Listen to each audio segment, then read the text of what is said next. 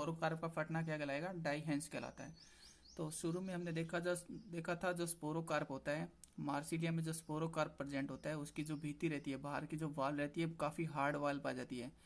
इसके अंदर स्पोरेंजिया पाई जाती हैं और स्पोर्स प्रेजेंट रहते हैं। ये जो भीति रहती है वो 2 से 50 सालों तक, 2 सालों से लेकर 50 सालों तक ऐसी की ऐसी पड़ी रहती है, मतलब फटती नहीं है। काफ़ी हार्ड बाहर की वाल जो रहती है काफ़ी हार्ड रहती है, तो ये फटती नहीं है। 2 सालों से लेकर 50 साल तक की भी इसके अंदर ये जो स्पोरोकार्प है ऐसा का ऐसा ही पड़ा रहता है। अब आर्टिफिशियली इसको तोड़ते हैं। आर्टिफिशियली कैसे तोड़ेंगे, जैसे लैब में इसको लेकर जाते हैं तो या तो जो बाहर की जो वाल रहती है उसको हथौड़े से तोड़ देते हैं, या फिर जो नाइफ रहता है चाकू उससे थोड़ा इसको काट देते हैं। काटने के बाद में इसको 2-3 दिन तक इसको पानी में डुबो कर रखते हैं। जब इसको पानी में डुबो कर रखेंगे तो क्या होगा, ये जो इसके अंदर में जो जिलेटिन लेयर पाई जाती है, जो अंदर की ओर जिलेटिन की लेयर प्रेजेंट रहती है वो वाटर एब्जॉर्ब करती है। स्पोरोकार्प रहता है वाटर एब्जॉर्ब करेगा। वाटर एब्जॉर्ब करने से क्या होगा, जो अंदर की ओर जिलेटिन की लेयर रहती है वो फूल जाती है, जिलेटिन की लेयर फूल जाती है। जिलेटिन की लेयर फूलने से क्या होगा, वो फट जाएगी। फटने के बाद में वो धीरे धीरे बाहर आना शुरू कर देती है। जो जिलेटिन की लेयर रहती है वो धीरे धीरे बाहर आना चालू हो जाती है। जो जिलेटिन लेयर रहती है इस प्रकार से धीरे धीरे बाहर निकलना शुरू हो जाती है। थोड़ा सा भाग उसका बाहर निकलता है। इस प्रकार से धीरे धीरे उसका पूरा थोड़ा थोड़ा हिस्सा इस प्रकार से बाहर निकलना, जो जिलेटिन की रिंग प्रेजेंट होती है इस तरह से धीरे धीरे बाहर निकलना शुरू कर देती है। इस तरह से जब वो बाहर निकल जाती है तो इस ऐसी स्ट्रक्चर उसके अंदर जाती है। साथ में उसमें सोराई आ जाते हैं। जिलेटिन की लेयर रहती है, जिलेटिन की लेयर के ऊपर सोराई प्रेजेंट रहते हैं, तो साथ में जो सोराई होते हैं वो भी जिलेटिन की लेयर के साथ में बाहर निकल जाते हैं। जब जिलेटिन का लेयर पूरा एकदम बाहर निकल जाएगा तो इस प्रकार से वोरम लाइक स्ट्रक्चर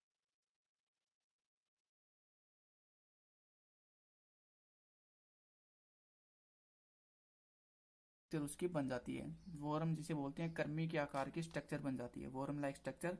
और साथ में सोराई, ये जो सोराई है ये सोराई सेक कहलाते हैं। इनके अंदर स्पोरेंजिया प्रेजेंट रहते हैं, माइक्रोस्पोरेंजिया और मेगास्पोरेंजिया इसी के अंदर प्रेजेंट रहती है।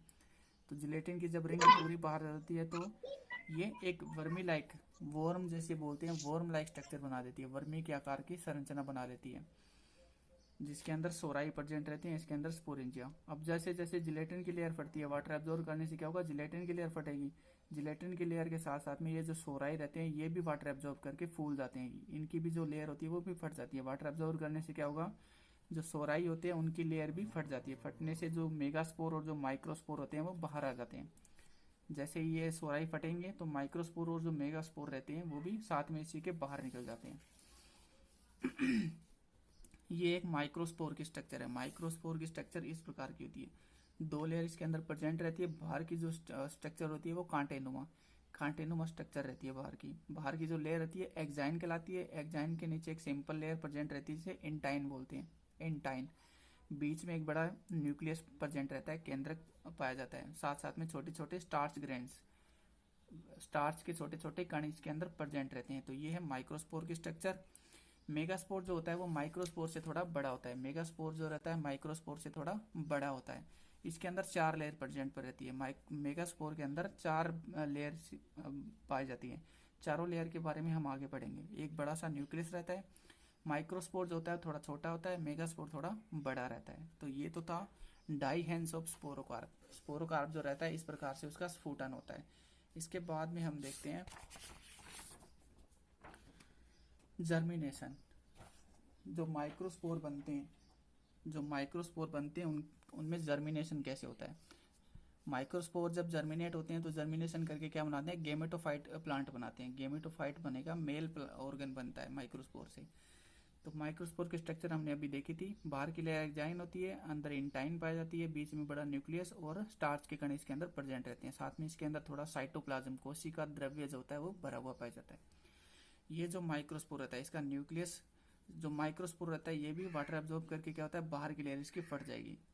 जो बाहर एक्जाइन रहती है वो फट जाती है, वाटर एब्जॉर्ब करेगा। वाटर एब्जॉर्ब करने से जो एक्जाइन रहती है वो फट जाती है। फटने से क्या होगा, बीच में जो न्यूक्लियस रहता है, ये जो बीच में केंद्रक प्रेजेंट रहता है, ये केंद्रक डिवीजन करना शुरू कर देता है। न्यूक्लियस जो रहता है, न्यूक्लियस डिवीजन करेगा। डिवीजन करके 2 सेल्स बनाता है। ऊपर की तरफ एपिकल सेल रहती है, नीचे की तरफ प्रोथेलियल सेल प्रेजेंट रहती है। ऊपर वाली सेल क्या कहलाती है, एपिकल सेल, और नीचे वाली प्रोथेलियल सेल कहलाती है। जो प्रोथेलियल सेल होती है उसके अंदर आगे डिवीजन नहीं होते हैं, इसमें आगे डिवीजन नहीं होते हैं, जबकि जो एपिकल सेल होती है उसके अंदर डिवीजन होंगे, 1 से 2 सेल्स बनती हैं, जिन्हें क्या बोलेंगे, एंथ्रीडियल इनिशियल सेल बोलेंगे, antheridial initial cell. Apical cell में डिवीजन हुआ, डिवीजन से क्या बना, एंथ्रीडियल इनिशियल सेल। अब जो एंथ्रीडियल इनिशियल सेल रहती है उसमें फिर से डिवीजन होते हैं, इससे इस 2 सेल रहते हैं, दोनों में डिवीजन होगा, जिससे क्या बनती है, 4 सेल्स बनती हैं। बाहर की जो सेल्स रहती हैं, बाहर वाली जो दोनों सेल्स है, ये फर्स्ट जैकेट सेल कहलाती है, फर्स्ट जैकेट सेल बोलते हैं, जबकि जो अंदर वाली सेल होती है वो सिस्टर सेल कहलाती है, क्या बोलेंगे, सिस्टर सेल। अब ये जो सिस्टर सेल होती है इसमें डिवीजन होता है, सिस्टर सेल में डिवीजन होगा, डिवीजन से क्या बनेगा, सिस्टर सेल के साथ साथ में हमने देखा था जैकेट सेल भी प्रेजेंट रहती है, सिस्टर सेल है, सिस्टर सेल के साथ में जैकेट सेल भी है। तो सिस्टर सेल और जैकेट सेल में डिवीजन होगा, जो सिस्टर सेल रहती है डिवीजन करके क्या बनाती है, आउटर सेल बनाती है, सिस्टर सेल को क्या बोलेंगे, आउटर सेल। और जो जैकेट सेल्स थी वो बनाती हैं सेकेंड जैकेट सेल्स बनाती हैं। फर्स्ट जैकेट सेल डिवीजन करेंगे, डिवीजन करके सेकेंड जैकेट सेल बनाती हैं, और जो सिस्टर सेल थी वो बनाती है आउटर सेल। अब आउटर सेल और ये दोनों जो जैकेट सेल्स होती है उनमें डिवीजन होगा, आउटर सेल डिवीजन करके क्या बनाती है, प्राइमरी एंड्रोगोनियल सेल, प्राइमरी एंड्रोगोनियल सेल बनाती है, जबकि जो जैकेट सेल्स रहती है वो क्या कहलाती है, थर्ड जैकेट सेल्स कहलाती है। जैकेट सेल क्या बनाती है, थर्ड जैकेट बनाती है, तीसरा लेयर बनाती है जैकेट का। और जो आउटर सेल रहती है वो बनाती है प्राइमरी एंड्रोगोनियल सेल, प्राइमरी एंड्रोगोनियल सेल। जो प्राइमरी एंड्रोगोनियल सेल होती है इसमें फिर डिवीजन होता है, प्राइमरी एंड्रोगोनियल सेल डिवीजन करेगी, डिवीजन करके क्या बनाती है, एंड्रोगोनियल सेल बनाएगी, प्राइमरी एंड्रोगोनियल सेल डिवीजन करेगी, डिवीजन करके एंड्रोगोनियल सेल बनाती है, एंड्रोगोनियल, और बाहर की तरफ जैकेट रहता है। अब ये एक एंड्रोगोनियल सेल बनती है, इसमें डिवीजन होगा, एक से कितनी बनेगी, दो, 2 से 4, 4 से 8, 8 सेल्स बनती हैं। पहले दो एक सेल्स रहती है, एक सेल रहेगी, एक में डिवीजन होगा तो 2 बनेगी, 2 से 4, 4 से 8, 8 से फिर 16 एंड्रोगोनियल सेल बन जाती है। इस तरह से 16 एंड्रोगोनियल सेल बन जाएगी। अब ये जो एंड्रोगोनियल सेल्स होती है, ये प्रत्येक एंड्रोगोनियल सेल जो रहती है वो एंथ्रीजोइड के अंदर डेवलप हो जाती है, वो एंथ्रीजोइड के अंदर चेंज हो जाती है, एंथ्रीजोइड में डेवलप हो जाती है। एंथ्रीजोइड जो रहता है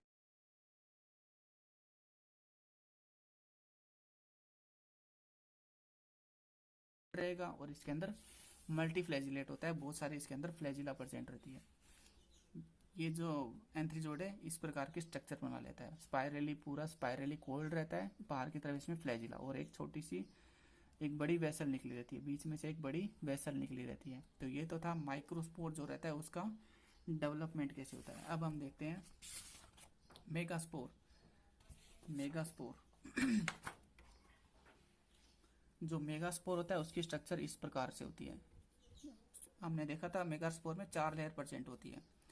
बाहर की तरफ इसमें जिलेटिन का जो लेयर होता है वो प्रेजेंट रहता है, बाहर की जो लेयर रहती है वो जिलेटिन से बनी हुई होती है, इसे क्या बोलेंगे, फर्स्ट लेयर एक्जोस्पोर बोलते हैं। फर्स्ट लेयर जो होती है एक्जोस्पोर कहलाती है, बाहर वाली जो लेयर रहती है एक्जोस्पोर कहलाती है। एक्जोस्पोर के नीचे क्या पाई जाती है, जो दूसरी जो लेयर होती है वो कहलाती है पेरिस्टेमेटिक। ये जो लेयर रहती है बाहर वाली लेयर एक्जोस्पोर कहलाती है, ये जो लेयर रहती है एक्जोस्पोर। एक्जोस्पोर के बाद में जो अंदर वाली लेयर है ये बोलती है peristomatic layer, peristomatic layer, second layer peristomatic layer. उसके बाद में अंदर वाली जो थर्ड लेयर रहती है उसे बोलते हैं एपिस्पोर, क्या बोलेंगे, एपिस्पोर। थर्ड लेयर को एपिस्पोर बोलते हैं। सबसे अंदर की जो लेयर रहती है वो एंडोस्पोर कहलाती है, एंडोस्पोर। इसके अंदर जो बीच वाला भाग होता है उसके अंदर साइटोप्लाज्म भरा हुआ रहता है, साथ में स्टार्च ग्रेन्स पाए जाते हैं, छोटे छोटे स्टार्च ग्रेन पाए जाते हैं। ऊपर वाले भाग में एक growth out growth like structure बनती है, पेपिला जिसे बोलते हैं, एक अतिवृद्धि जैसी संरचना बन जाती है, थोड़ा डार्क रहती है, जिसे क्या बोलते हैं, पेपिला बोलते हैं। उभार लाइक स्ट्रक्चर बनती है जिसे पेपिला बोलते हैं। पेपिला के ठीक नीचे क्या रहता है, न्यूक्लियस प्रेजेंट रहता है, पेपिला के ठीक नीचे वाले भाग में न्यूक्लियस प्रेजेंट रहता है। तो इस प्रकार की जो स्ट्रक्चर होती है मेगास्पोर की स्ट्रक्चर होती है, जिसके अंदर 4 लेयर प्रेजेंट रहती है। अब ये जो मेगास्पोर रहता है इसमें भी जर्मिनेशन होता है, जो माइक्रोस्पोर था वो जर्मिनेट करके क्या बनाता है, मेल ऑर्गन एंथ्रीजोइड बनाता है, जबकि जो मेगास्पोर होता है वो जर्मिनेट जब होगा तो वो क्या बनाएगा, फीमेल ऑर्गन आर्किगोनिया बनाता है। अब ये जो मेगास्पोर है इसके अंदर जर्मिनेशन शुरू हो जाता है, जर्मिनेशन शुरू हो जाता है। ये जो मेगास्पोर है ये वाटर एब्जॉर्ब करेगा, सेम सिचुएशन उसी इसके साथ भी होती है, वाटर एब्जॉर्ब करेगा, वाटर एब्जॉर्ब करने से क्या होता है, फूल जाता है, फूलने से जो बाहर वाली जो लेयर होती है वो फट जाती है। और जहाँ पे जहाँ पे पेपिला प्रेजेंट रहता है जिसे क्या बोलते हैं, एपिकल पेपिला। जहाँ पे पेपिला प्रेजेंट था वहाँ उसके नीचे ठीक न्यूक्लियस पाया जाता है। जैसे ही बाहर की लेयर फटेगी ये न्यूक्लियस डिवीजन करना शुरू कर देगा। न्यूक्लियस जो रहता है वो डिवीजन करना चालू कर देता है। अब ये जो न्यूक्लियस रहता है ये डिवीजन करके 2 सेल बनाएगा।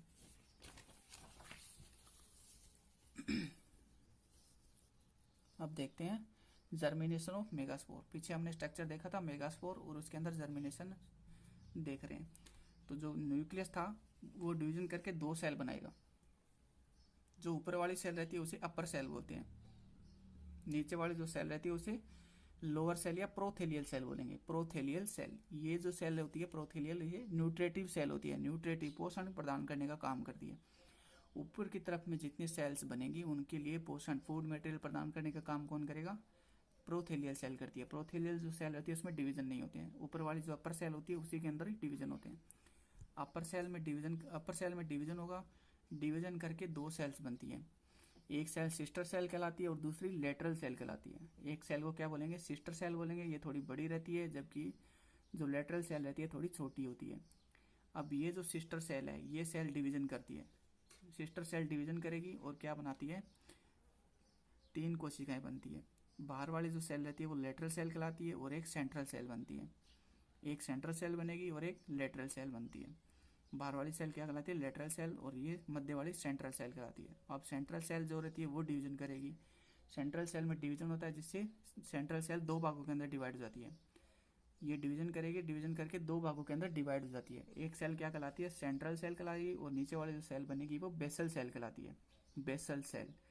अब ये जो सेंट्रल सेल बनती है इसमें फिर डिवीजन होगा, यहाँ पे फिर इसके अंदर डिवीजन होगा जिससे क्या बनेगी, नीचे की तरफ में लोअर सेल बन जाती है, नीचे की तरफ लोअर सेल बनती है और बाहर की तरफ 2-2 सेल्स का नेक बन जाता है, 2-2 सेल का नेक बन जाता है। नीचे वाली लोअर सेल कहलाती है और ऊपर वाली अपर सेल कहलाती है। इसे अपर सेल बोलेंगे, इसे लोअर सेल बोलेंगे, और 2-2 सेल्स का नेक सेल बन जाती है जिसे क्या बोलते हैं, प्राइमरी कवर सेल बोलते हैं। प्राइमरी कवर सेल, बाहर की तरफ 2-2 सेल का नेक बनता है, एक अपर सेल बनती है, नीचे की तरफ लोअर सेल बनती है। अब ये जो लोअर सेल होती है इसके अंदर डिवीजन होता है। लोअर सेल डिवीजन करेगी, डिवीजन करके क्या बनाएगी, यहाँ तक का डायग्राम देख लेना। यहाँ पे फिर क्या होता है, लोअर सेल डिवीजन करेगी, लोअर सेल डिवीजन करके क्या बनाती है, 2 भागों के अंदर वो डिवाइड हो जाती है। एक भाग इसका आर्किगोनियल इनिशियल कहलाता है और बाकी का जो भाग रहता है, पहले जैसे 2-2 सेल्स का जैकेट बन रहा था, 2-2 सेल का नेक बन रहा था, जिसे क्या बोलते हैं, प्राइमरी कवर सेल बोल रहे थे। अब यहाँ पे क्या होता है, वो 2-2 सेल से क्या बनती है, 4-4 कोशिकाओं का, दोनों साइड में 4-4 सेल्स का नेक इनिशियल सेल बन जाता है। 4-4 सेल्स का नेक इनिशियल सेल बन जाता है। ये जो नेक इनिशियल होता है ये आगे जाके नेक बनाने का काम करता है, आगे जाके क्या बनाएगा, नेक बनाने का काम करता है। जबकि जो लोअर सेल थी डिवीजन करके 2 पार्ट्स में डिवाइड हो जाती है। ऊपर वाली सेल क्या कहलाती है, आर्किगोनियल इनिशियल सेल। ये आर्किगोनियल इनिशियल सेल डिवीजन करके क्या बनाती है, प्राइमरी केनाल सेल बनाएगी। एक तो प्राइमरी केनाल सेल बनाती है और एक प्राइमरी वेंट्रल सेल बनाती है, प्राइमरी वेंट्रल सेल। जो प्राइमरी केनाल सेल रहती है वो आगे जाके नेक केनाल सेल का फॉर्मेशन करेगी। प्राइमरी केनाल सेल आगे जाकर नेक केनाल सेल बनाएगी, जबकि जो प्राइमरी वेंट्रल सेल होती है वो वेंट्रल केनाल सेल और एग बनाती है, एग बनाती है। प्राइमरी वेंट्रल सेल क्या बनाएगी, वेंट्रल केनाल सेल बनाती है और एग बनाती है। Primary central cell ventral cell से 2 सेल बनेगी, वेंट्रल केनाल सेल और एग बनेगा। और जो नेक इनिशियल सेल रहता है ये बाहर का नेक बनाने का काम करता है, बाहर का नेक बनाएगा। जो प्राइमरी केनाल सेल होती है उससे नेक केनाल सेल बनती है, नेक केनाल सेल। नीचे की तरफ प्रोथेलियल सेल रहती है, ये क्या काम करती है, ऊपर की जितनी सेल्स रहती है उनको फूड मटेरियल सप्लाई करने का काम करेगी, फूड मटेरियल सप्लाई करने का काम करेगी। तो यहाँ तक तो क्या होता है, जो मेगास्पोर रहता है उसका जर्मिनेशन हो जाता है। अब इसके बाद में हम देखते हैं फर्टिलाइजेशन। माइक्रोस्पोर से क्या बना, एंथ्रीजोड बना। मेगास्पोर से क्या बने, एग बना। मेगास्पोर से एग बना। अब फर्टिलाइजेशन क्या,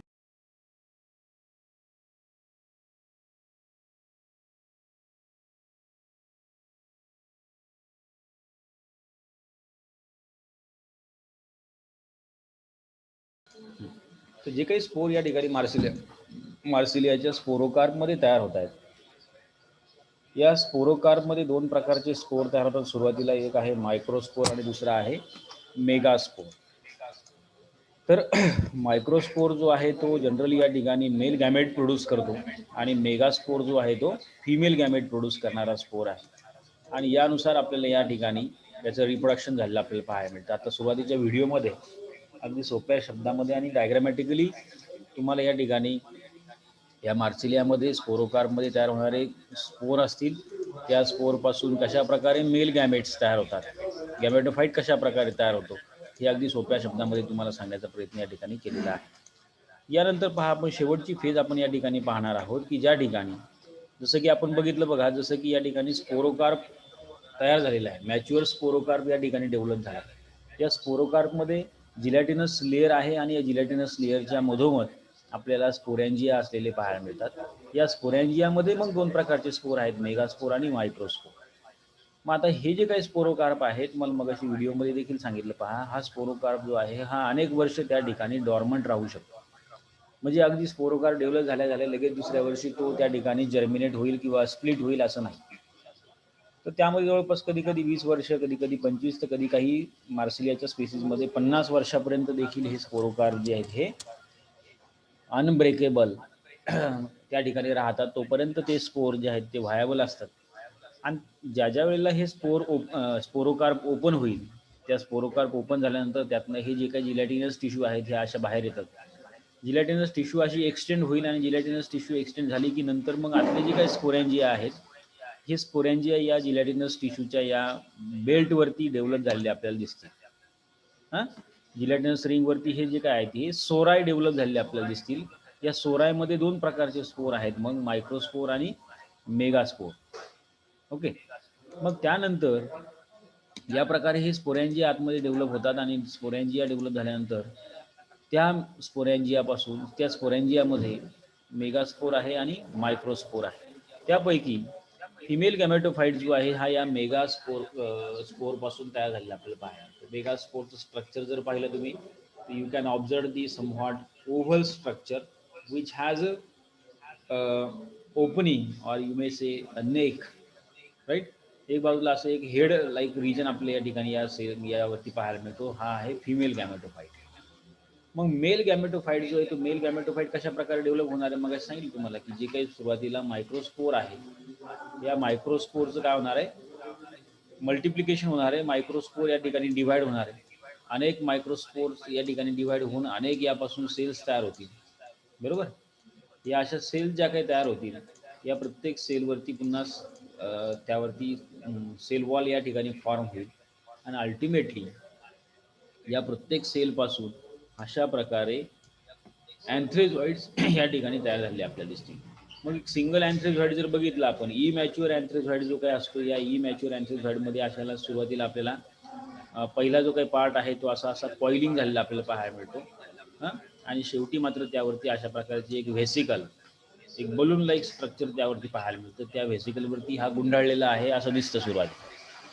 आणि या स्पर्मवरती किंवा अँथ्रेझॉइडच्या स्ट्रक्चरवरती आपल्याला अनेक फ्लॅजेला त्या ठिकाणी असलेले दिसतील. जवळपास 50 ते 60 फ्लॅजेला जे आहेत हे त्यावरती प्रेझेंट असलेले आपल्याला पाहायला मिळतात. मग जे काही अँथ्रेझॉइडचं स्ट्रक्चर आहे हे ज्यावेळेला मॅच्युअर होईल त्यावेळेला ती जी काही व्हेसिकल आहे ही व्हेसिकल या ठिकाणी डिग्रेड होते आणि फक्त उरलेलं अशा प्रकारचं अँथ्रेझॉइडचं स्ट्रक्चर आपल्याला या ठिकाणी पाहायला मिळतं. Posterior end globular vesicle which will be degrade. Okay. And a cork or screw like, जसं एखादा स्क्रू असतो बघा, हां, स्क्रू जसा असतो त्या स्क्रूच्या आकाराचं आपल्याला हे या ठिकाणी स्पर्मॅटोझॉइड्स किंवा अँथ्रेझॉइड जे आहे, जे मेल गॅमेटोफाईट आहे, हा या ठिकाणी डेव्हलप झालेला आपल्याला दिसतो. अशा प्रकारे मेल गॅमेटोफाईट डेव्हलप होतो. आणि दुसरीकडे मेगास्पोर जो आहे, या मेगास्पोरची डेव्हलपमेंट होऊन मेगास्पोरोफाईट या ठिकाणी डेव्हलप झालेला पाहायला मिळतो. याप्रमाणे मेगास्पोरोफाईट किंवा मेगास्पोर जो आहे तो डेव्हलप होईल आणि या मेगास्पोरोफाईटवरती मोठ्या प्रमाणामध्ये आपल्याला अशा प्रकारचे काही स्टार्च ग्रेन्स, त्याचबरोबर त्याचा न्यूक्लियस, ओपनिंग, पॅपिला, अशा प्रकारचं स्ट्रक्चर आपल्याला याच्यामध्ये पाहायला मिळतं. मग आता दोन्हीकडे बघा, मेल गॅमेट एका बाजूला तयार आहे, फिमेल गॅमेटोफाईट एका बाजूला तयार आहे. मग अशा या दोन्हीमध्ये आपल्याला नंतर फर्टिलायझेशन झालेलं पाहायला. जे काही मेगास्पोर आहे, या मेगास्पोरवरती किंवा मेगास्पोरोफाईटवरती हे जे काही अँथ्रेझॉइड्स आहेत, हे अँथ्रेझॉइड्स या ठिकाणी पाण्यामधून स्विम करत करत या मेगास्पोरोफाईटपर्यंत येऊन पोहोचतात. ते मेगास्पोरोफाईटमध्ये एंट्री करतील आणि त्या ठिकाणी असणाऱ्या एग्ज सेलला काय करतील, फर्टिलाइज करतील. So many of the anthrazoids they attract towards the funnel shaped structure of that mega gametophyte, and where the anthrazoids they are enters in the gelatinous envelope and they reach to the archegonia. या mega गॅमेटोफाईटमध्ये असणारे जे काही आर्चेगोनियम आहे म्हणजे female गॅमेटोफाईट आहे, या ठिकाणी हे जे काही अँथ्रेझॉइड्स हे आतमध्ये एंट्री करतात तिथे येऊन पोहोचतात. मग यापैकी ओनली वन अँथ्रेझॉइड, एक सिंगल अँथ्रेझॉइड जो आहे हा या एग्ज सायटोप्लाझममध्ये एंट्री करेल and later on it is oriented becomes reversed and it penetrates the egg nucleus posterior end forward. Sir याप्रमाणे सुरुवातीला हे फर्टिलायझेशन होतं. फर्टिलायझेशन झाल्यानंतर होणार काय, अँथ्रेझॉइडचा न्यूक्लियस जो आहे तो याप्रमाणे आर्चिगोनियममध्ये असणाऱ्या एग्ज सेलसोबत किंवा एग्ज न्यूक्लियससोबत फ्यूज होणार आणि फ्यूज झाल्यानंतर या ठिकाणी डिप्लॉइड नेचर या ठिकाणी तयार झालेलं पाहायला मिळतं. That is we called as the diploid mega gametophyte which without fertilisation develops in some kind of Marsilea, जसं की मार्सिलिया ड्रोमोंडीमध्ये होतं ते. ठीक आहे, तर जनरली डिप्लॉइड मेगा गॅमेटोफाईट या ठिकाणी डेव्हलप होतं. या मेगा गॅमेटोफाईट पासून नंतर पुढे जाऊन आपल्याला एम्ब्रिओची डेव्हलपमेंट झाली पाहिजे. म्हणजे जसं की अँजिओस्पर्मिक प्लांटमध्ये सीड जसं तयार होते त्याच प्रमाणामध्ये थोडक्यात या ठिकाणी त्या सीडमध्ये तयार होणार जसं एम्ब्रिओ आहे तशा प्रकारचा एक एम्ब्रिओ या ठिकाणी डेव्हलप होतो. मार्सिलियामध्ये this embryo will be develop with the great rapidly and only 2 to 4 days old sporophyte possess the first leaf several millimeters long. 2 ते 4 दिवसामध्येच लगेच आपल्याला ही पुढचा जो काही आहे तो स्पोरोफाईट किंवा ज्याला आपण म्हणूया ज्युवेनाईल स्टेज जी आहे ती स्पोरोफाईटची तयार झालेली पाहायला मिळते. रॅपिडली मार्सिलियामध्ये हा झायगोट जो आहे तो पहिल्यांदा डिवाइड होतो फर्स्ट टाइम अँड 1 ते 2 तासामध्येच हा डिवाइड होतो आणि त्यानंतर लगेच त्यापासून व्हर्टिकल डिव्हिजन्स त्याच्यामध्ये झालेले आपल्याला दिसतात आणि त्या डिव्हिजन्सच्या थ्रू पुढे जाऊन आपल्याला मात्र जो येतो अशा स्वरूपामध्ये एम्ब्रिओ त्यापासून डेव्हलप झालेला दिसतो. म्हणजे सुरुवातीला इथं कसं होतं पहा, म्हणजे जी काय समजा आता मेगा गॅमेटोफाईट आहे या मेगा गॅमेटोफाईटमध्ये असणाऱ्या एग्ज सेलसोबत ही जी काही एग्ज सेल आहे किंवा एग्ज न्यूक्लिया आहे या एग न्यूक्लियासोबत अँथ्रेझॉइड्सचा जो काही न्यूक्लियस आहे हा या ठिकाणी फ्यूज झाला. हां, फ्यूज झाल्यानंतर याच मेगा गॅमेटोफाईटमध्ये सेंट्रलला जो काही न्यूक्लियस आहे त्यामध्ये काय आले, डिप्लॉइड नेचर तयार झालं म्हणजे 2 न्यूक्लियस तयार झाले. That is we called as a zygote. याला काय म्हणणार आहे आपण, झायगोट असं म्हणणार. हा झायगोट जो आहे तो पुढे जाऊन डेव्हलप होतो म्हणजेच काय होतं, डिव्हाइड होतो. या एकाच्या 2 सेल होतील, 2च्या 4 होतील, अशा अनेक सेल्स या ठिकाणी तयार होतात आणि त्यापासून एकंदरीत या प्रकारचं स्ट्रक्चर या ठिकाणी तयार झालेलं आपल्याला दिसतं.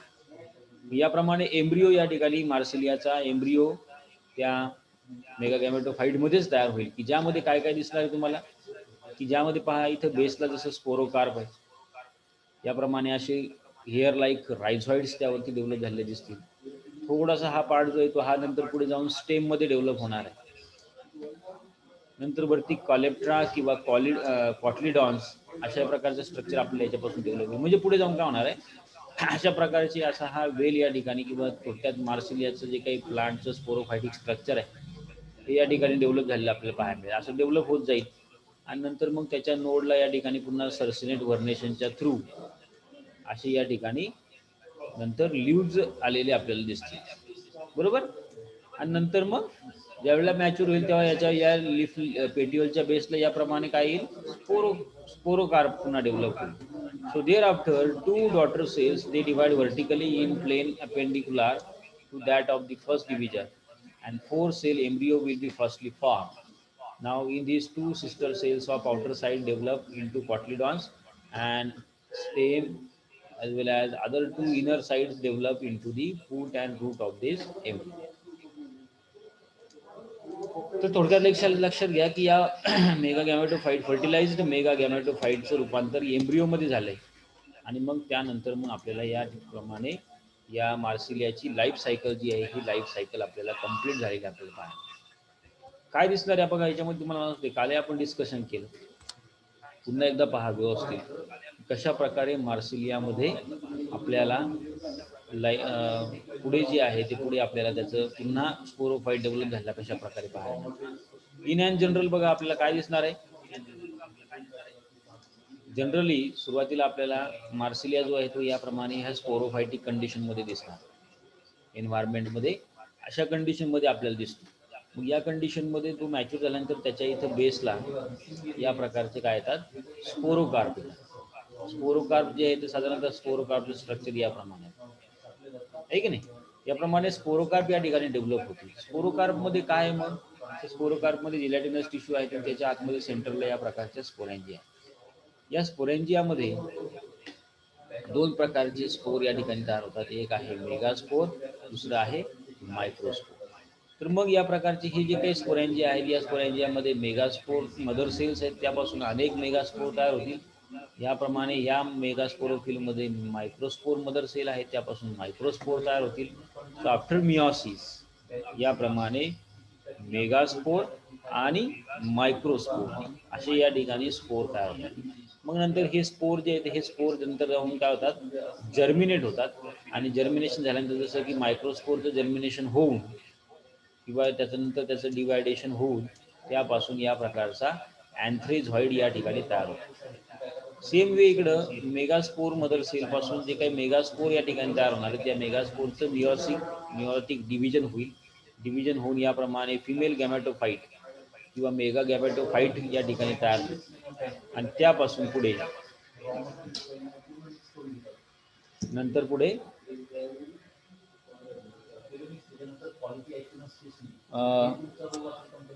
या प्रकारे मेगा गॅमॅटोफाईट या ठिकाणी तयार झालेला पाहायला. पुढे जाऊन जर बघितलं तुम्ही तर शेवटी या दोघांमध्ये फर्टिलायझेशन होईल. म्हणजे हे जे काय अँथ्रेझॉइड्स आहेत हे अँथ्रेझॉइड्स काय करतील, मेगास्पोरोफाईटमध्ये असणाऱ्या या एग्ज सेलला काय करतील, फर्टिलाइज करतील, त्यासोबत जाऊन फ्यूज होतील. दोघांचं या ठिकाणी न्यूक्लियस जे आहे ते दोन न्यूक्लियस एकत्र येतील.